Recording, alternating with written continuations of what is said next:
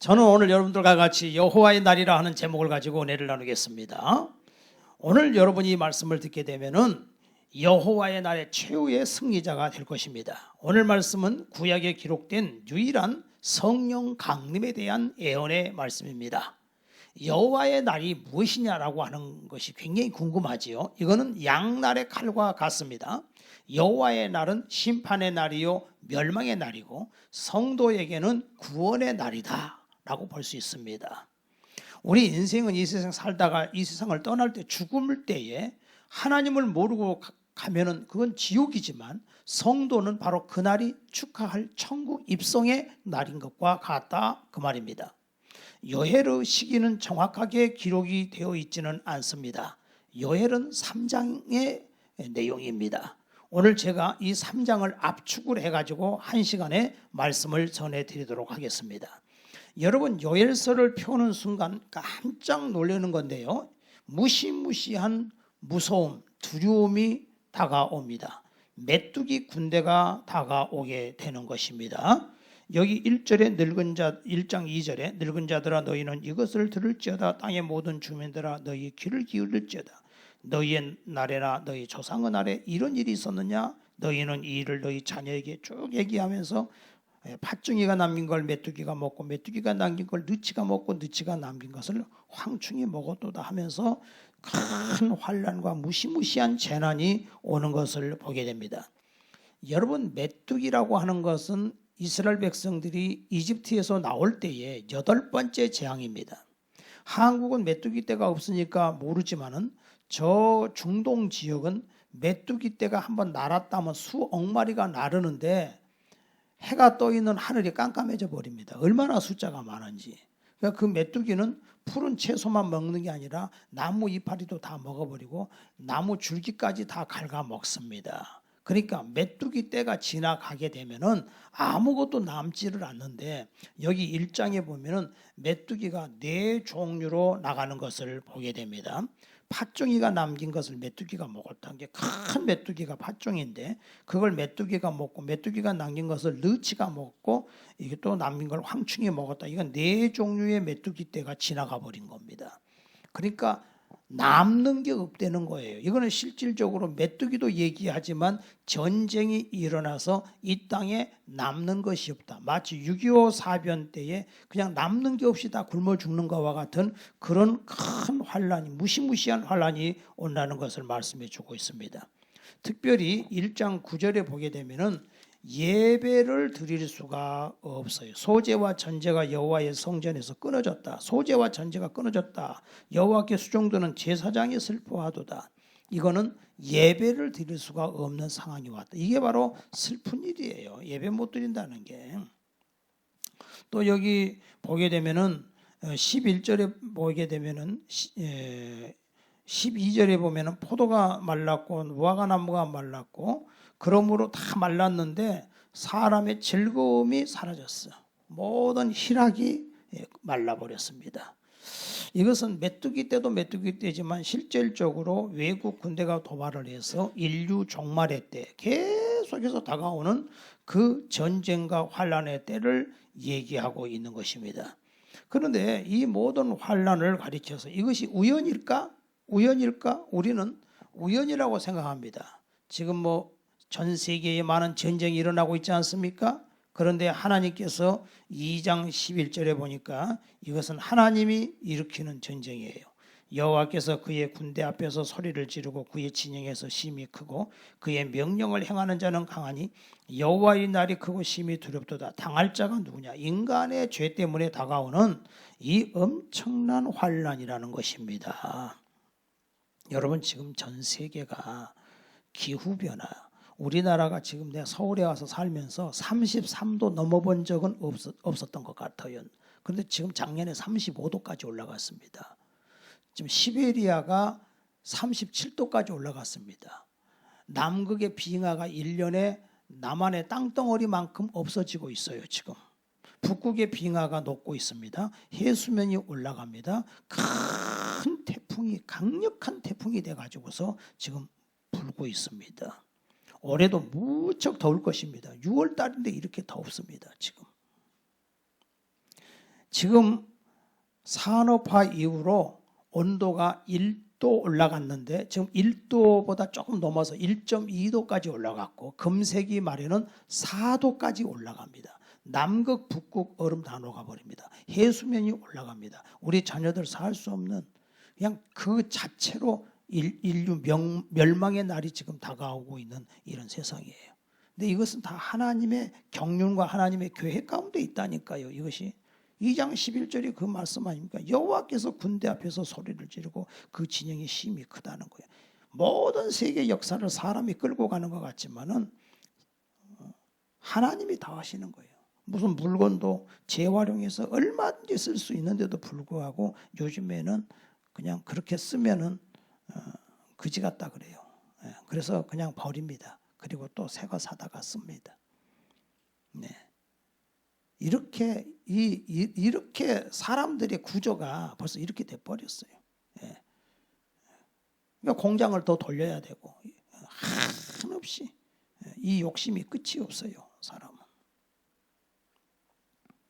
그런데 하나님께서 지금 이 모든 참 이 고난, 이 전쟁, 오늘도 이제 6.25 사변, 6.25 73주년 아닙니까? 그런 노래 있잖아요. 비목 같은 노래. 나무로 된 비석. 초연이 쓸고 간 깊은 계곡 양진역에.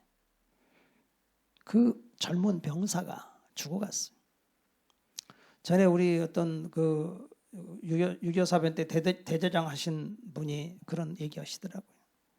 자기 병사들을 이끌고 전쟁을 하는데 16살 먹은 소년병이 죽었어요. 총에 맞았어요. 주머니를 뒤져보니까 주머니에서 편지가 나왔는데 엄마한테 보내는 편지야. 엄마, 나는 전쟁이 뭔지도 몰라. 그런데 배가 너무 고파. 엄마한테 보낸 편지야. 전쟁에 죽어가면서도 제대로 밥을 먹지 못하고 죽어가는 그렇게 가지만 또 다음 세대들은 그걸 몰라. 그리고서 유흥을 즐기고 그 핏값을 모르고 살고. 여러분 김일성이가 5년 딱 통치하고 6.25 사변 났는데 흥남부두에 10만 명이 몰려 나왔어요. 못 살겠다는 거 5년 살아보니까. 피난 오느라고 500만 명이 피난을 왔어요. 못 살겠다는 거예요. 그런데도 지금 주사파를 좋아하잖아요. 어느 목사님이 그런 말씀하십니다. 이틀이면 통일된대. 어떻게 이틀이면 통일돼요? 그러니까 남한 사람들 북한으로 하루는 다 올라가라고.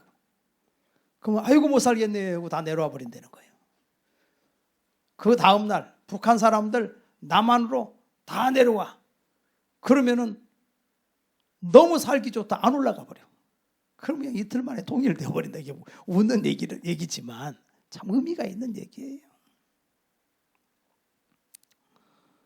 근데 우리 하나님께서 이 세상을 보면서 하나님의 진단이 뭐냐 하면은 여기서는 너무 간단해요.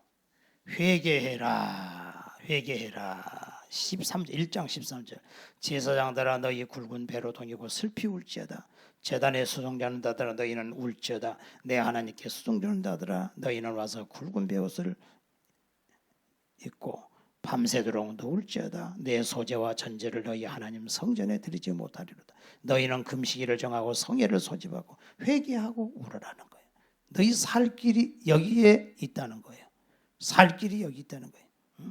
오늘 여기 보면은요 2장 12절에도 여호와의 말씀에 너희는 이제라도 금식하고 울며 애통하고 마음을 다하여 내게로 돌아오라. 이제라도 회개해라. 제사장들부터 회개해라. 이 말씀은요 사실 우리 목회자들부터 먼저 또 회개하고 우리 성도들이 회개하고 우리가 잘못 살았습니다. 이 6.25 사변을 앞에 73주년을 보면서 원래 이 기독교는 마틴 루터가 정교게 하는 것이 만인 제사장설 아닙니까? 다 제사장이라는 거예요. 모두 다. 그리고 우리가 교황이 싫어가지고서 프로테스탄트가 세워졌지 않습니까? 근데 교회 내에 교황이 또 있을 수 있단 말이에요. 그죠? 목사가 교황 노릇같이 하고 있고, 만인 제사장이라고 하는데 교회에 직분을 계급을 만들어 갖고 그게 자기 계급인 줄 알고 그래서 사람들을 위해 굴려보려고 하는 사람들이 얼마나 많습니까? 정말 우리는요, 하나님 앞에 오늘 하나님이 우리 불어버리시면 끝나는 거예요. 축복이 뭐냐? 예배 드릴 수 있다고 하는 게 사실은 복이에요. 항상 우리는 예배를 드리면서 오늘 이 예배를 내 인생의 마지막 예배다라는 그런 자세로 예배를 드려야 돼요. 제가 여러분에게 말씀을 전할 때도 내가 오늘 마지막 설교를 한다면 무슨 말씀을 전할까? 이런 자유와 이런 행복을 하나님이 주셨는데 이 사실을 알고 예수님을 전해야 된다 그 말입니다. 회개하지 않는 인생은 자신이 죽게 되었는데 여호와의 날이 임했는데 그 심각성을 모르고 자신의 노력으로 다 되는 줄 알고 회개하지 않습니다. 오늘 요엘은 하나님의 선지자입니다. 하나님의 말씀을 전하고 있습니다. 영국의 작가 셰익스피어스라는 작가가 있죠. 문학 작품을 많이 썼는데 그 영감 있는 작품이라고 사람들이 평가를 합니다. 이 말은 하나님 앞에 그 글을 받았다는 게 아니라 다른 사람보다 우수하다는 것이고, 하나님의 영감은 하나님의 선지자들에게 직접 주신 말씀이에요. 여기 우리가 1장 1절에 딱 보면은 부두엘의 아들 요엘에게 임한 여호와의 말씀이니라. 지금 제가 여러분에게 전하는 것은 여호와의 말씀이라는 거예요. 오늘 지금 여러분은 하나님의 말씀을 듣고 있습니다. 하나님의 말씀을. 근데 이 말씀이 뭐냐? 큰 재앙이 온다. 인간이 에덴 동산에서 타락한 이후에 가시와 은근키를 이 세상은 내고 하루가 편할 날이 없어요. 근데 이 환란이 오는데 개인 종말이 있고 인류 종말의 날이 온다. 개인 종말이 온다. 어떤 사람은 열심히 사는데 좀 몸이 이상해. 큰일 났다. 내가 혹시 암에 걸린 거 아닐까? 그래가지고 놀래가지고 급하게 건강검진을 신청을 해가지고서 병원에 가서 급하게 건강검진을 했는데 와, 다행이다. 장에 용종이 2개 있어서 그거 떼냈습니다. 괜찮습니다. 제 얘기입니다. 별거 아닙니다. 또 어떤 사람은요, 뭐 열심히 일하고 늘 건강했어요. 그런데 이제 몸이 조금 안 좋아서 병원에 갔습니다. 별거 아니겠지 했는데 큰 병원으로 가보세요. 큰 병원에 가서 진단을 했는데 가족들을 오시라고 그러세요. 의사가 가족들에게 하는 말이 석 달밖에 못 살겠습니다. 여러분이 이런 일이 남의 일 같지만 우리 가정에도 나에게도 닥칠 수 있다는 걸 생각을 하고 살아야 돼요. 너는 내일 일을 자랑하지 말라. 하루 동안에 무슨 일이 날는지 네가 알지 못하면이라. 오늘 우리는 제일 급한 게 내가 오늘 이 세상을 떠난다고 해도 천국을 갈 준비는 하고 살아야 된다고 말입니다. 또 하나님 말씀은 세계 종말이 있고 국가 종말이 오는 것입니다. 요즘에 보니까 전쟁이 나서 러시아에서는 젊은이들이 100만 명 넘게 해외로 도망을 쳤더구만요. 나쁜 말로는 도망이고 좋은 말로는 이민이고 거기 있다가는 붙들려서 전쟁에 끌려가게 생겼으니까 그런 세상을 지금 살고 있지 않습니까? 이 모든 것들이 다 하나님의 경륜 가운데 있다는 것입니다. 그러니까 이런 세상을 살아갈 때 살 길은 뭐냐? 1장 13절, 2장 12절에 이제라도 하나님 앞에 회개하고 돌아와라. 그래서 하나님 앞에 옷만 찢지 말고 마음을 찢어라 그랬어요. 옷을 찢는다 하는 것은 옛날에 회개를 상징해요. 회개하는 사람이 옷을 찢고 재에 앉아가지고서 회개했거든요. 신용만 내지 말고 옷 찢는 신용만 내지 말고 아까운 옷 찢지 말고 마음을 찢어라. 마음의 진심으로 회개를 해라. 내가 왜 내 인생이 이럴까? 여러분, 하나님의 목적은 우리를 멸망시키는 게 하나님의 목적이 아니에요. 하나님은 세상을 심판하기 위해서 하나님이 이 아들을 이 땅에 보내신 게 아니에요. 하나님의 목적은 우리를 구원하시려고 지금 이 말씀을 우리에게 주신 거예요.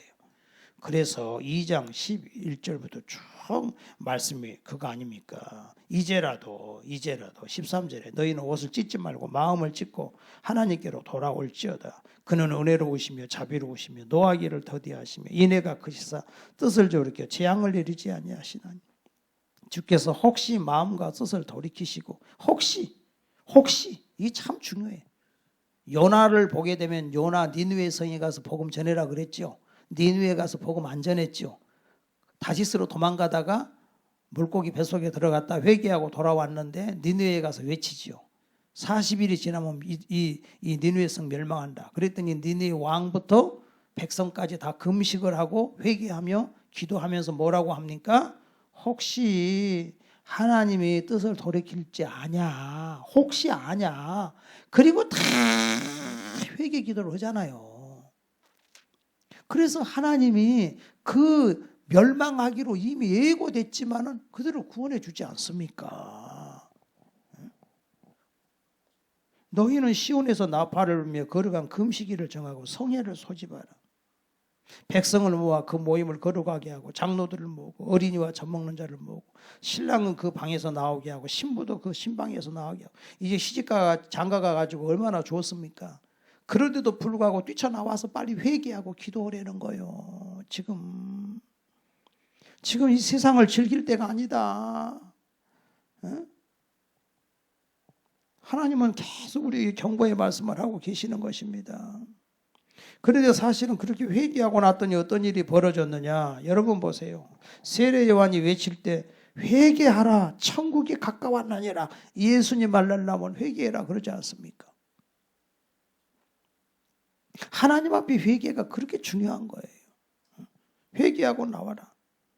그런데 사실은 우리 예수님은요, 1장부터 여러분이 이제 미리 읽어보신 분들은 알지만은 이 세상의 재앙도 환난도 요한계시록에 있는 그 환난하고 똑같은 이런 무시무시한 환난이 다가오는데 알고 보면 예수님께서 우리를 대신해서 저주를 받은 바 되사 율법의 저주에서 우리를 속량하셨다고 갈라디아서 3장 13절에 말씀했고 예수님이 저가 찔림은 우리의 허물을 인하며 저가 상함은 우리의 죄악을 인하며 저가 징계를 받으면 우리가 평화를 누리고 저가 채찍에 맞으면 우리가 나음을 입었도다. 내가 네 대신 매를 맞았다. 내가 너 대신 십자가에 못 박혔다. 네가 머리로 진 죄 때문에 내가 머리에 가시관을 썼다. 네 가슴으로 죄진 그 죄 때문에 내가 옆구리에 창을 찔렀다. 네 손과 발로 지은 죄 때문에 내가 손과 발에 대못을 박았다.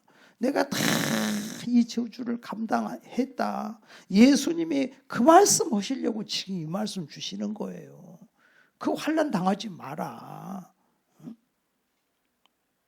하나님의 뜻은 회복이에요. 하나님의 뜻은 희락이에요. 끝을 좋게 하시는 하나님이에요. 여러분 2장부터 이제 쭉 보면은 나오는 말씀에 보면 3장은 대성공의 말씀이에요. 성공의 말씀. 하나님은요, 끝을 좋게 하시는 하나님. 회개하고 순종하고 돌아오면 복을 주시는 하나님. 근데 그 끝을 좋게 하시는 하나님이 좋게 하시는 증거를 주셨는데 그게 뭐냐면은 성령을 주신다는 거예요. 여러분 하나님의 말씀은 부도나지 않습니다. 하나님이 하신 말씀은 꼭 이루어져요. 꼭 이루어져. 지금 예수님 오시기 최소한 한 700년 전에 지금 요엘이 얘기한 건데 여기 지금 28절부터 보면은 그 후에 내가 내 영을 만민에게 부어주리니 너희 자녀들이 장래일을 말할 것이고 늙은이가 꿈을 꾸고 너희 젊은이가 이상을 볼 것이며 그때에 내가 또 내 영을 남종과 여종에게 부어주고 이 부어주신 성령을 부어주신다고 하는 말씀이 사도행전 2장 16절에 베드로가 이 말씀을 그대로 설교하고 있는 내용이에요. 증거가 성령을 보내주겠다는 거예요. 틀림없이 성령님이 오셔요. 그러면은 구약에는 성령님이 오시기는 했지만은 성령이 임했다가도 사라졌어요. 삼손에게도 성령이 임했다가도 드릴라하고 죄 지니까 사라져 버렸죠.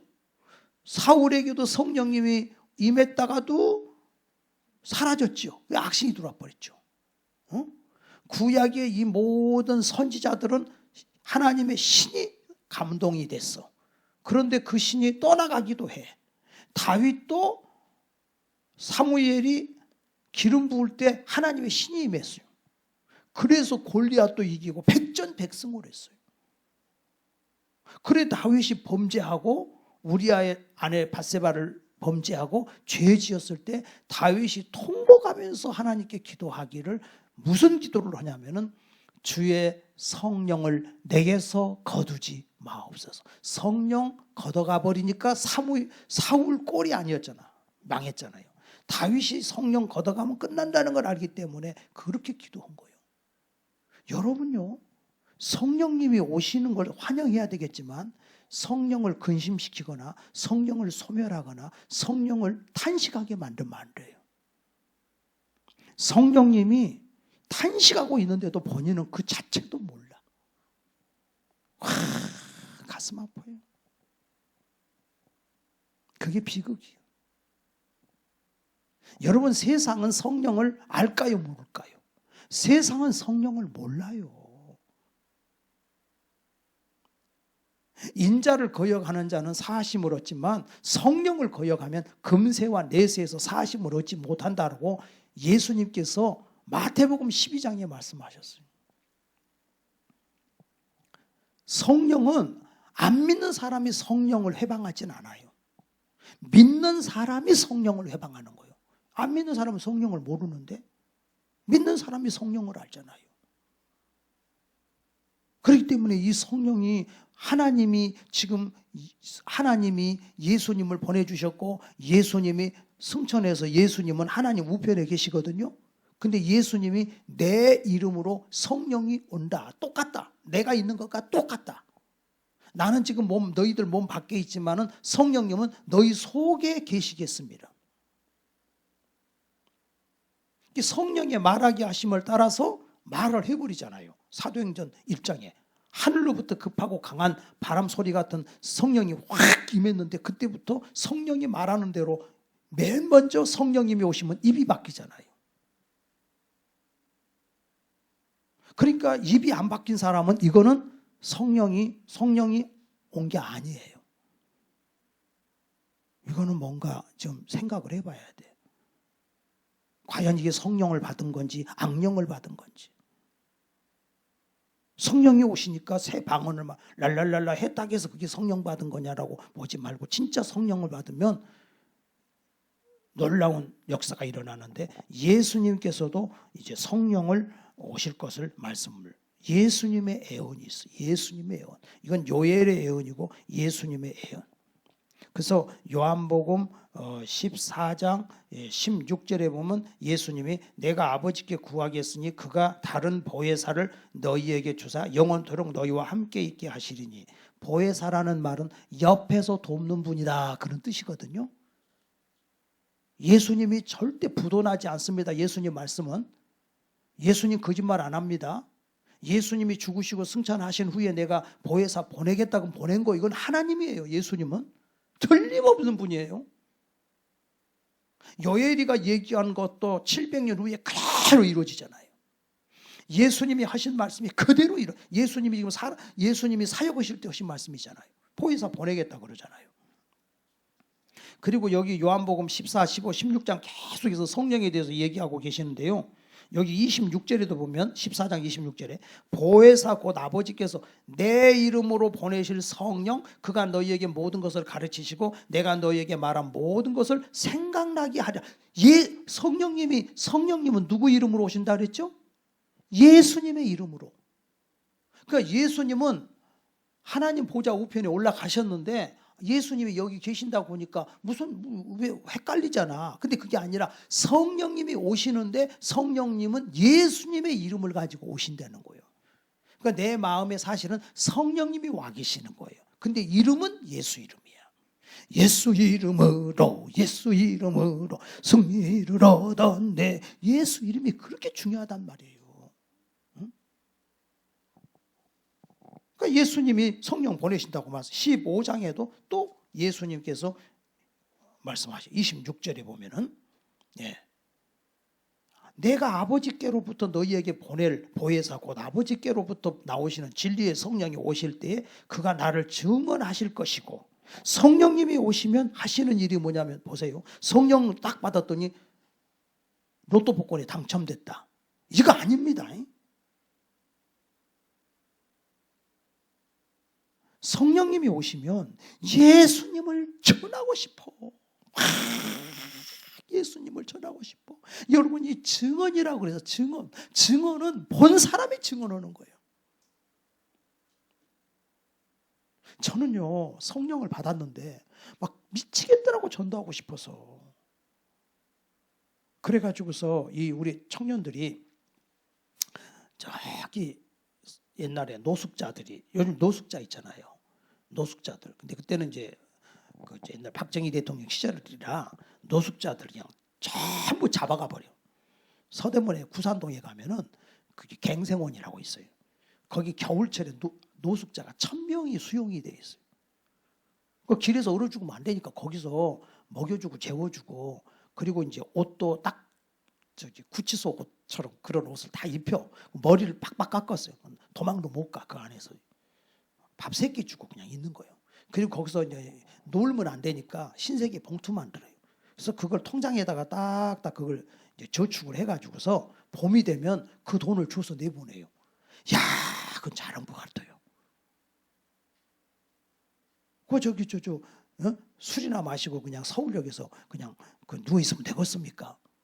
오히려 거기가 따뜻하니 좋죠. 나 여름 되면 이리로 가라 이거요. 근데 이제 강당이 있어요.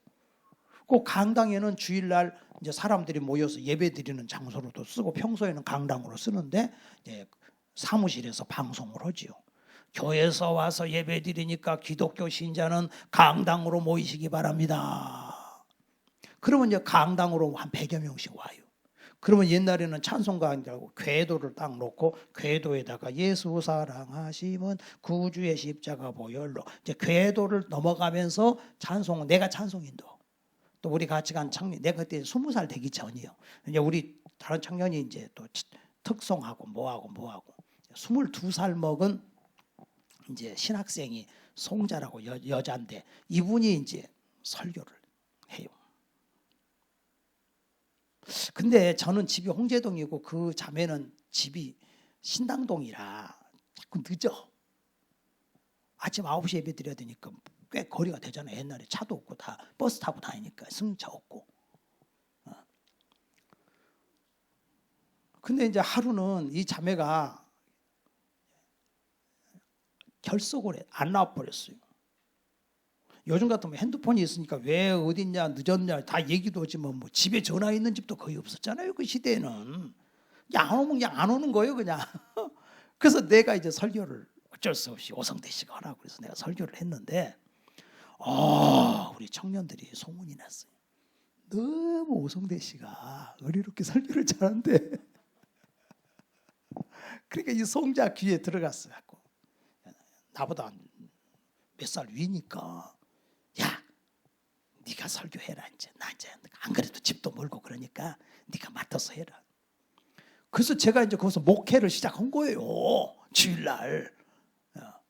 나보다도 더 나이 많은 청년들도 있지만 다 그 사람들은 이제 옆에서 찬송 인도하고 기도하고 뭐하고 이제 말씀을 내가 전하고. 그러다 보니까는 또 이제 여기 전도팀에 우리 27살 된 박영춘 신학생이 꼈어요. 와서 보니까 와, 너무 좋거든. 자기가 설교하고 싶은 거예요. 그래갖고 나한테 나 여기 좀 내가 여기서 말씀 전하면 안 되겠냐고. 그래 그러시라고. 그래서 이제 그 박영준 씨가 설교를 맡아서 하게 되고, 또 우리 같은 팀 중에 23살 먹은 한순환이라고 예쁜 아가씨가 있는데 그 자매하고 둘이 이제 사귀어가지고 결혼을 하고, 그래서 그 목사님 훌륭한 목사님 되셨어요. 그러니까 피곤하지만 은혜 받으니까 새벽같이 일어나가지고서 그렇게 전도하고, 그리고 또 예배 드리고 오후에도 또 전도 나가고 싶어요. 그래가지고 하는 일이 뭐예요? 서울역 남산, 옛날에는요 갈 데가 없으면 남산에 가서 앉아 있어요. 그런 사람들 많아요. 그걸도 또 끝나질 않아요. 집에 올 때는 막 불이 타가지고서 버스에서 또 전도지 다 나눠주고, 그냥 나눠주고도 또 그냥 또 못 견뎌서 거기 서가지고서 또 이제 설교를 또 한번 해요. 여러분, 이 차는 종점이 있습니다. 여러분의 인생도 종점이 있습니다. 여러분은 어디서 와서 어디로 가고 있습니까? 하나님이 천지 만물을 창조하셨습니다 하면서 이제 또 하나님 말씀을 또 성령님이 오시니까 예수님을 증거하게 돼. 여기 늙은이는 꿈을 꾸리라 그랬죠. 우리나라의 노인 인구가 850만이고 앞으로 이제 곧 1000만 명이 된다는데, 이게 늙은이가 꿈을 꿔야 돼. 응? 도전하는 늙은이가 돼야 돼. 젊은이들에게 멘토가 되는 그런 나이 먹은 어른이 돼야 돼. 아브라함은 75세에 하나님이 가라, 가나안 땅으로. 모세도 젊었을 때 40세에 하나님 부르지 않고 80세에 가서 내 백성을 구원해라. 내가 80인데요. 가라. 내가 능력의 집행일을 너한테 들려줬다. 그러니까 여러분들 나이 드셨다고 해가지고서 적당히 살면 안 돼요. 할렐루야. 꿈을 꾸시기를 바랍니다. 기도하시기를 바랍니다. 할렐루야. 막 낮에도 일하시고 밤에 제가 9시에 기도 모임 하니까 할 수만 있으면 같이 와서 기도합시다. 매일 365로 하잖아요. 매일. 우리가 자녀들 위해서 뭘 해주겠어? 기도하고 전도하고 우리가 꿈을 가져야 돼요. 내 다음 세대에 하나님이 역사할 것을, 하나님이 크게 될 것을 하늘의 별과 같이 땅의 모래수와 같이, 하나님이 아브라함에게도 말씀하셨죠. 하늘의 별과 같이 땅의 모래수와 같이 네 자손이 많으리라. 하나님이 그 많은 영혼들을 하나님이 구원시키리라. 꿈을 가지고 나가시라 그 말이에요. 하나님이 우리 후손들을 통해서 하나님의 일을 하실 것이다. 그리고 너희 자녀들은 애언할 것이다 그랬어요. 어느 분에게 이제 식당 하시는 분에게 신방을 갔는데, 이제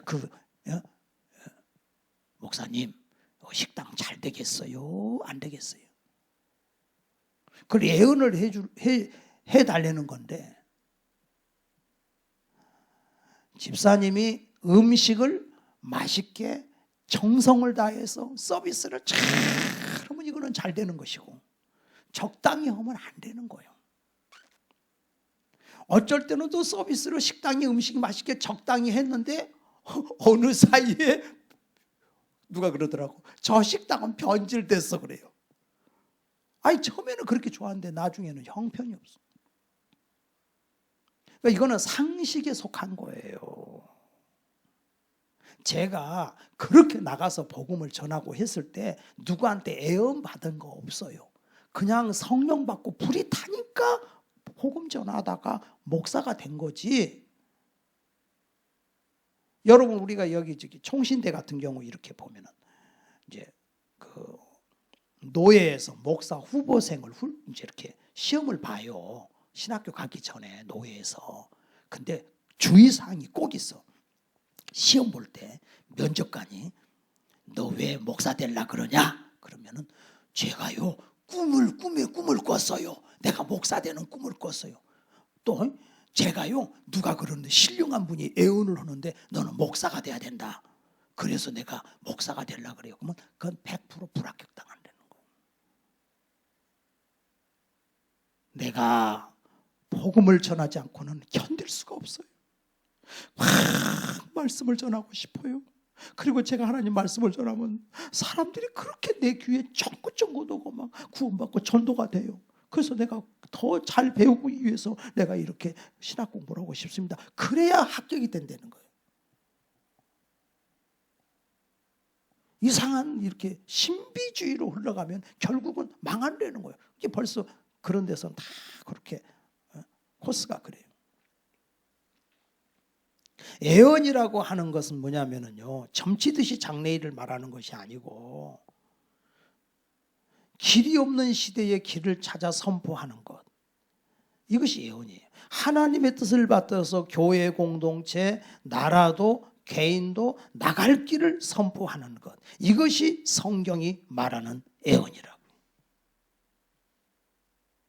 스펄전 목사가 그런 얘기했어요. 소명이 뭐냐? 세 가지. 내가 너무 귀한 것. 이것이 소명이에요. 내가 너무 귀하다고 생각하는 것. 그리고 그 두 번째는 너무 그 일이 즐거워. 그 일만 하면 즐거워. 그리고 세 번째는 그 일이 너무 쉬워. 그게 소명이라는 거예요. 여러분 소명이 바로 그거 아닙니까? 응? 제가 목회하는 것도 제가 그냥 누가 허락을 해서 한 게 아니라 막 전도하는데 즐겁고 말씀 전하는데 즐겁고 그게 너무 쉬워 그냥. 그 너무너무 귀해. 그래서 저는 된 거고 또 여러분은 각자 직업이 다 하나님 그 기독교의 직업은 그게 세상 일이 아니에요. 내가 가지고 있는 직업도 소명의식이 하나님이 주신 일이다 이건. 하나님이 주신 직업이다 이건. 그 세상 일이라고 말하면 안 됩니다. 그 일을 통해서 하나님께 영광 돌리면 무슨 일을 하든지 그게 하나님의 일이에요. 똑같은 거예요. 목사하고. 할렐루야. 그래서 노인은 꿈이 있어야 돼. 꿈이 있는 노인은 치매도 걸리지 않습니다. 늙을수록 일을 하고 기도하고 전도하는 것입니다. 또 젊은이가 애언을 한다. 그 말은 다른 말로 비전을 갖는다. 비전을 가진 젊은이가 밤새도록 게임이나 하고 있겠습니까? 밤새도록 게임하고 술이나 퍼마시고 있겠습니까? 어? 정신을 딱 차리고 어떻게 해야 내가 큰 일을 할까? 잠언서 29장 18절에 비전이 없으면 백성이 망한다 그랬어요. 꿈이 없는 백성은 망한다. 개미의 눈을 가진 자는 벌레의 눈을 가진 자는 망하지만 새의 눈을 가진 자는 흥한다 하는 그 말이 있잖아요. 그래서 조감도라 그러잖아요. 새의 눈으로 본다는 거예요. 조감도. 멀리 볼 줄을 알아야 돼. 하나님의 성령이 임하시면 그런 사람이 돼. 그래서 사도행전 1장 8절에 예수님이 승천하기 전에 또 예수님이 예언을 하셔.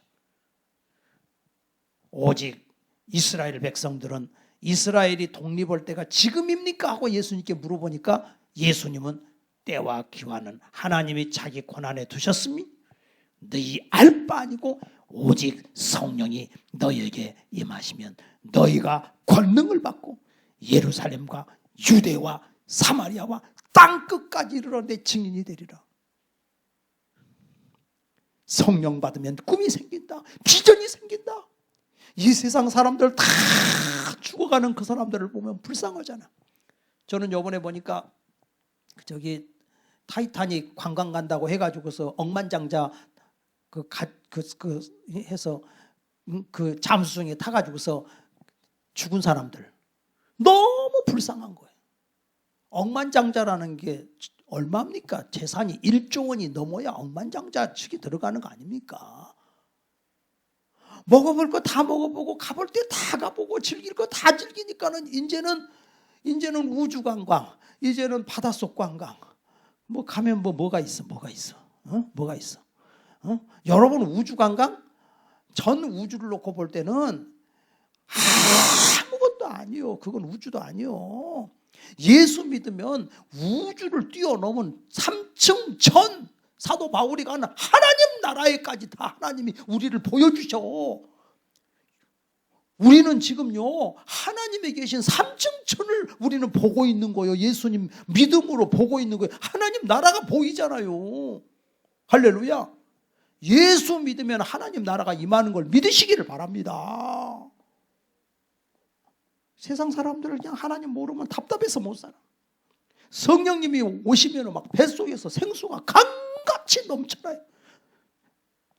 요한복음 7장 37절 39절 나를 믿는 자는 뱃속에서 생수가 강같이 넘쳐나리라. 답답한 게 없어. 기쁨이 넘쳐. 감사가 넘쳐. 소망이 넘쳐요. 그냥 막 오늘 살다가 오늘 죽어도 여한이 없게끔 하나님의 성령님이 부어진다 그 말입니다.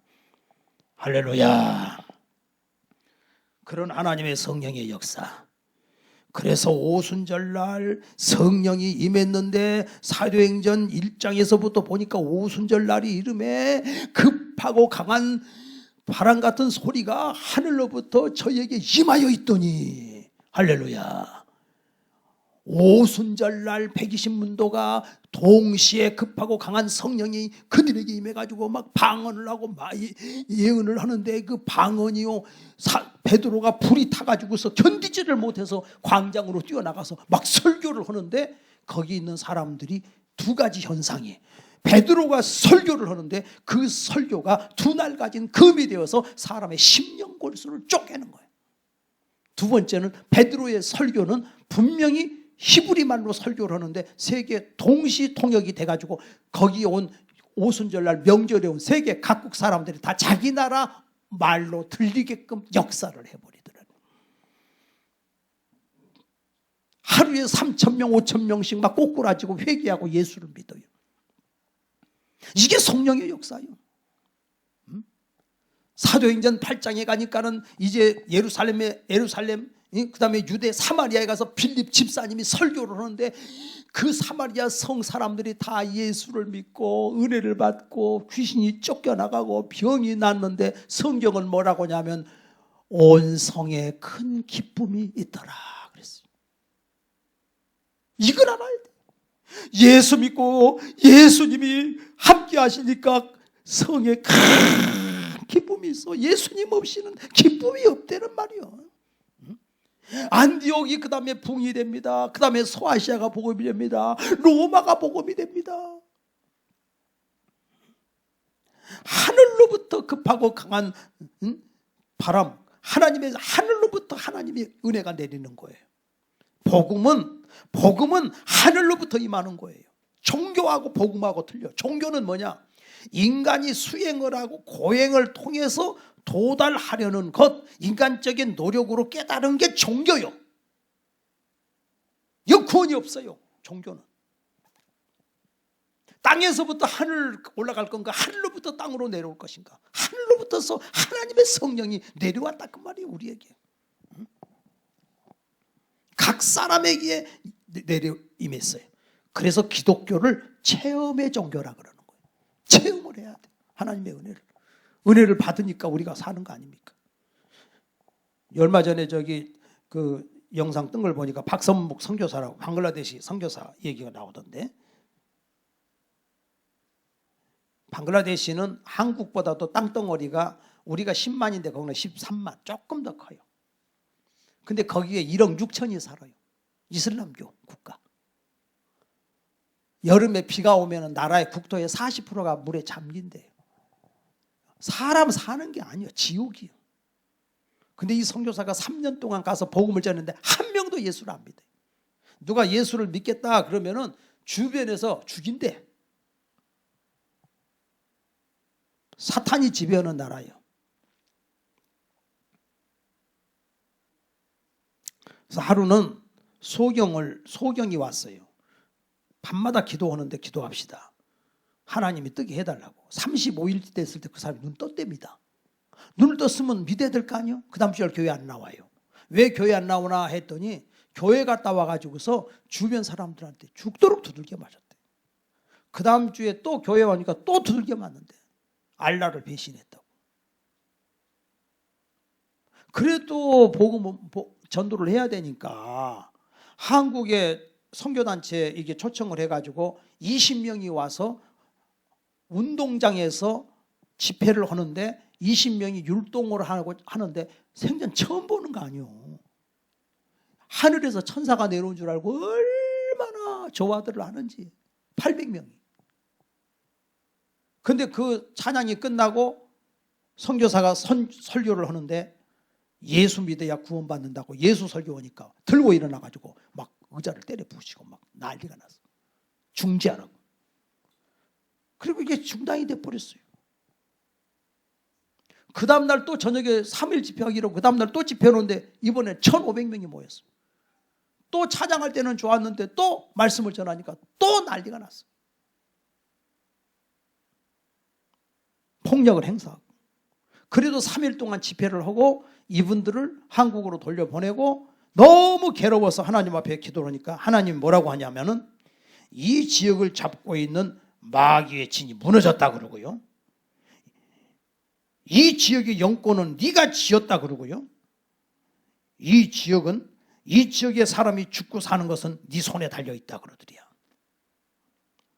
근데 그렇게 뒤집어 엎은 앞장선 폭력배가 정과 20 몇 범인데 이 사람이 배가 아파가지고 약을 좀 달라고 왔더래요. 그래서 약을 주면서 3일치를 주면서 중요한 건 당신 예수 믿고 회개해야지 안 그러면 이 약 먹어도 안 낫는다. 근데 3일 후에 더 아파가지고 왔대요. 그래서 며칠치 약을 주면서 당신 회개하고 예수 안 믿으면 이거 안 낫는다. 약을 먹어도 안 낫는다. 그런지 알아라. 근데 더 죽게 생겨서 왔어요. 물었대요. 당신 예수 믿고 병 고침 받고 몇십 년 더 살래요? 그리고 천국 갈래요? 아니면 무슬림 그대로 믿다가 예수 모르고 그대로 죽어서 지옥 갈래요? 선택을 하세요. 둘 중에 하나 선택하세요. 그랬더니 고민을 하더니 뭐 하겠어? 예수 믿어야지. 예수 믿겠다 그러더래요. 그래서 거기서 예수 믿기로 고백하고 그리고 기도해주고 하는데 하나님이 병을 깨끗이 고쳐주셨대요. 그래서 이때부터서 이 사람이 전도를 하는데 1년에 35명을 전도를 했대요. 몰래 했대, 몰래. 근데 이제 너무 이제 숫자가 많아지니까 아는 거예요. 그래가지고는 주변에서 이 사람을 죽인다고 막 그냥 얼마나 두들겨 팼는데, 근데 전과자잖아. 엄청난 전과를 가지고 있잖아. 두들겨 맞고 하는 말이, 내가 지금까지는 몰래 전도를 했는데 기왕에 내가 이렇게 된 거 나도 오기가 있다. 나 목숨 걸고 전도해버리겠다. 그러면서 나가서 막 전도를 해가지고요. 교회가 10개가 세워지고 5만 명이 세례를 받게 됐다는 거예요. 할렐루야. 여러분, 영적 전쟁이에요. 이게 영적 전쟁에서 이기려면 하나님이 성령을 주셔야 돼요. 성령이 우리에게 부어집니다. 할렐루야. 여러분 인생에도 성령이 부어져야 우리가 사는 거예요. 그렇기 때문에 예수 믿는 자에게 저주가 있는데, 저주의 말이 있는데, 그게 뭐냐면 성령 받지 말고 예수 믿어라. 이거는 저주의 말이에요. 사실은 성령을 받고 예수 믿어야 돼요. 예수 믿고 성령 받아야 됩니다. 믿으시기를 바랍니다. 다음 주일날 우리가 오후 예배 또 한 달에 한 번씩 일단 하자는 거는 우리가 성령 기도회로 하자는 거예요. 성령 기도회. 성령님이 우리가 충만하게 임해야 살지. 솔로몬은 그랬어요. 눈은 보아도 족함이 없고 귀는 들어도 다함이 없어. 이 세상의 부귀영화를 다 가지고 있어도요, 만족이 없게끔 되어 있어. 인간은 절대로 안 됩니다. 예수 믿고 성령 받으면 뱃속에서 생수가 강같이 넘쳐나게 될 줄로 믿습니다. 그래서 너희가 각각 예수 믿고 세례를 받아라. 우리가 성령님을 사모하고 성령님을 의지하고 성령님을 따라서 성령님이 부으시는 대로 승리하는 여러분 인생 되시기를 주의 이름으로 축원합니다. 기도하시겠습니다. 하신 푸른 기쁨 성령 감사합니다. 성령한 맘 영원하도록 주의 거처 되겠네. 주님 주시는 작은 평화가 내 맘속에 넘치네. 주의 말씀에 여세 눈물로 잠잠하게 되도다. 나의 생명 소생되는 성령이 말씀이라 모든 의심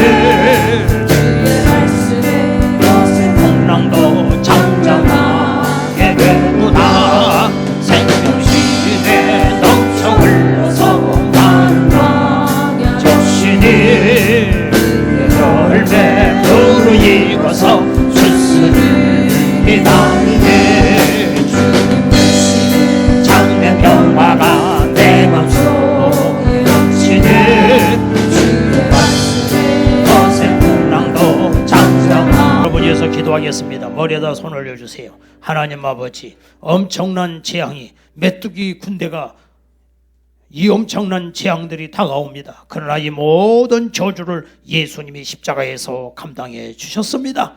우리 아버지 회개하고 이제라도 하나님 앞에 무릎 꿇고 성령의 도우심을 구하는 성도들로 축복하여 주시니 감사를 드립니다. 형통케 하시니 감사합니다. 성령 충만할지어다, 은혜 충만할지어다, 믿음 충만할지어다. 항상 성령님과 동행하는 하나님의 사람으로 구원시켜 주시니 감사합니다. 예수 믿게 해주시니 감사합니다. 죄 용서해 주시니 감사합니다. 하나님의 자녀 삼아 주셨사오니 감사합니다. 성령 충만 주셨으니 감사합니다. 더 충만케 하여 주시옵소서. 악한 마귀 모든 세력을 이기고 마침내 승리를 주신 하나님을 찬양합니다. 머리머리에 안수하시고 하나님의 지혜를, 탁월한 능력을 기름부터 부어 주시옵소서. 권세를 부어 주시옵소서. 예수님의 이름으로 기도하옵나이다.